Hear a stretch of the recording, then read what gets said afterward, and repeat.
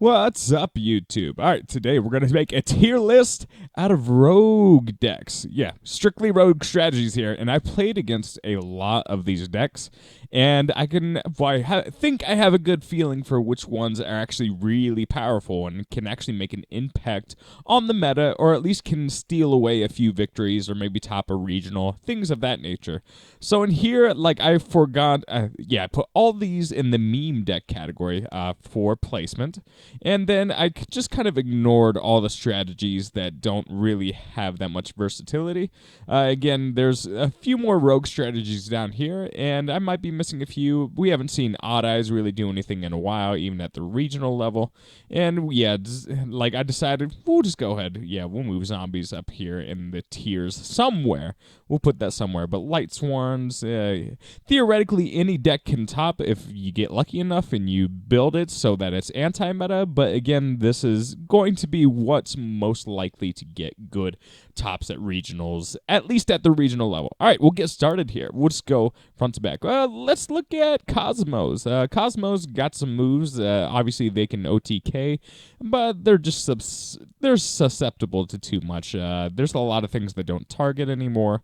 That's the problem with Cosmos, but still it's semi-viable. It can do some things. We'll put that in the tier 3. Tier 3 rogue. Necros. Ooh, Necros has proven that it can actually do some stuff. It can actually get some tops, and you can actually lock your opponent out of playing a lot of the game in general. Just because you get access to such good cards, and you don't even need to use a normal summon. So some people just put up vanities when they play this card, and that sometimes just gets you a free win. Frogs are super annoying, but it's a little bit turn dependent. Again, they can control. They get some tops here and there, but too turn dependent in my opinion, and don't really have as good of recursion as it probably could. So we'll put that there. Altergeist making a comeback. We'll put it in tier 1 because a lot of people took Red Reboot out for this format, and it's only going to get better.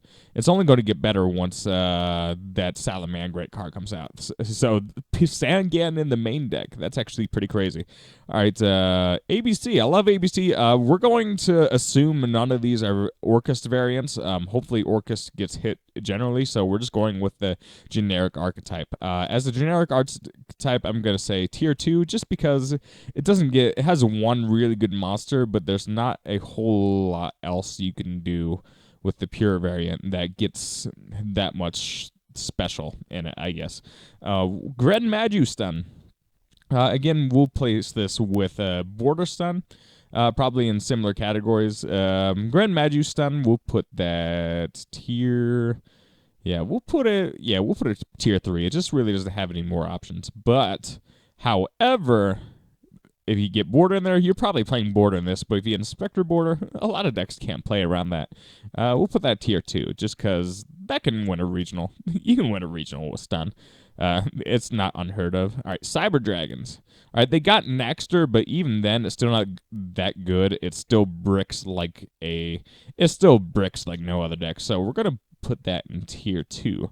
We'll also put Fluffles. Fluffles can do some neat stuff. You can draw a million cards and make really good monsters, but still easily negated with a lot of pretty easily negated, and doesn't get as good of access to cards as it used to.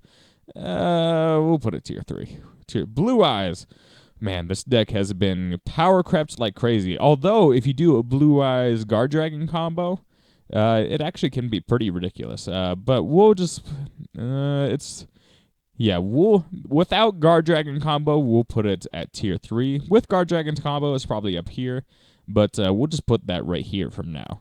Ooh, Alistair. We'll just go Invoked. We'll make this Invoked Mech Knights. Invoked Mech Knights just have so many options. Now with Super Poly running around, who turn 2 Turn 2 decks are getting some love with that.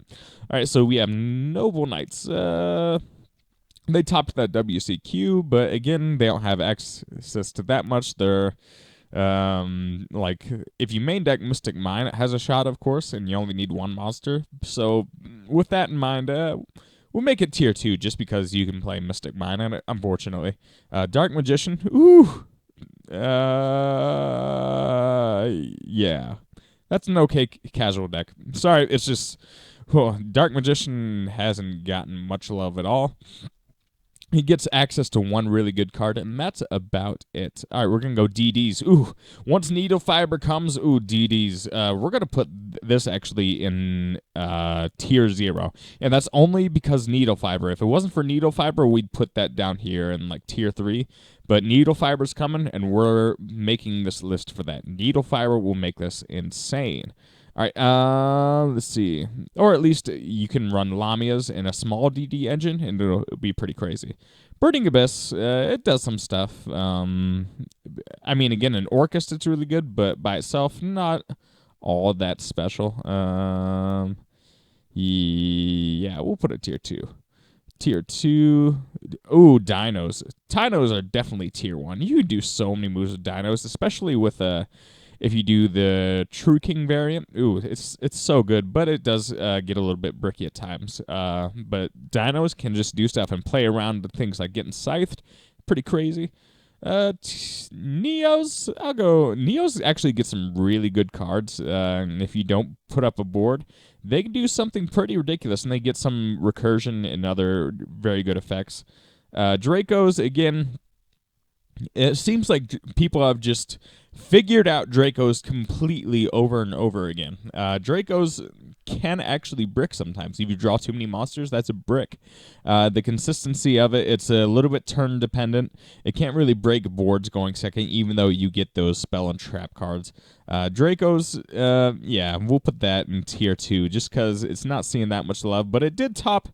Maybe I should put it tier 1 because it did technically top a regional flight that I was next to, but yeah, a lot of people were playing it too. So yeah, we'll just put it tier 2. It's easy to play. That's why you see so much representation.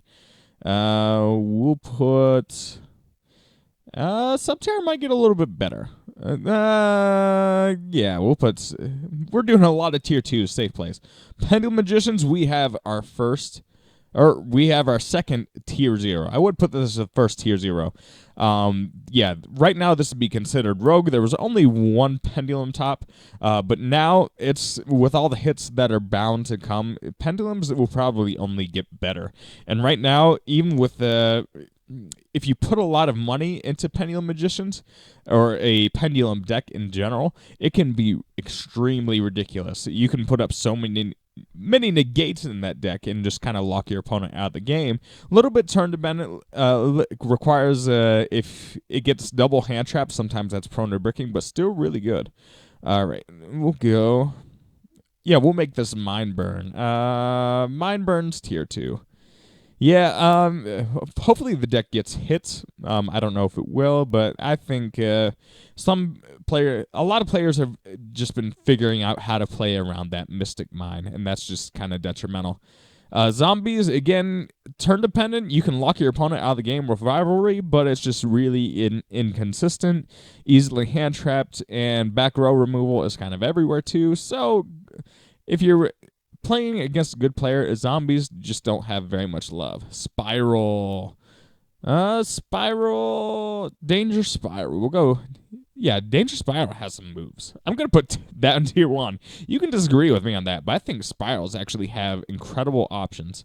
Trickstars get a lot of tops. This is a tricky one because, well, Trickstars don't get much love in America, but they get love in other countries because of their budget, and they're fairly easy to play. You can the one guy in the WCQ main deck Super Folly, and that was actually a really good meta call. And if you play it that way, you actually have a lot of ways to get around the standard meta. And there are some good things you can put in the deck. I don't agree with doing a Torrential Tribute build, but I do believe you can make this a solid build. It can be fun. All right, Endymions, we'll go Pure Endymions. Pure Endymions actually have some pretty good utility. But you just not all of the cards are good, so you have to run other engines. So if you're playing budget, Endymions have some good moves, but you're gonna have to spice it up with other cards. I play this deck, and it's fair. But if you just play like pure Endymions and like just throw like another $20 into it, you can make a decent deck. But that's about where it is. It just gets too bricky unless you add the full engines. And two more decks. Monarchs. Monarchs are terrible. They're just terrible. Yeah, this might be down here with. Yeah, they're that bad. I should rename this. We'll put these two in the same category. They're just not very good. But I'm going to be super biased with this one. I've play tested the crap out of this deck, and actually with access to Mystic Mine, and for going second card, sometimes that just makes you an automatic win for game one. And game two, a lot of times people don't expect it. So I'm actually, if you have the right build, I'm going to put that there. Tier 1 is trains. Well, I'm a little bit biased, but again, I have tested this deck quite a lot, and I did win a regional flight with it. So now I'm playing around with putting a Cherries engine into it as well. So any deck that wants to go second and can play Cherries engine, really, really good, and that would go for this deck as well. All right, so I think that that about does it for my tier list. There's probably other ones in here that are good that I missed. Maybe I can't see Mermail. Mermail's probably around here somewhere. That's a decent one, but yeah, a lot of these just, well, Mermail Orcus is okay. Without Orcus, a lot of these are just crap. But that's all I got for this video, guys. Let me know what you think. Peace.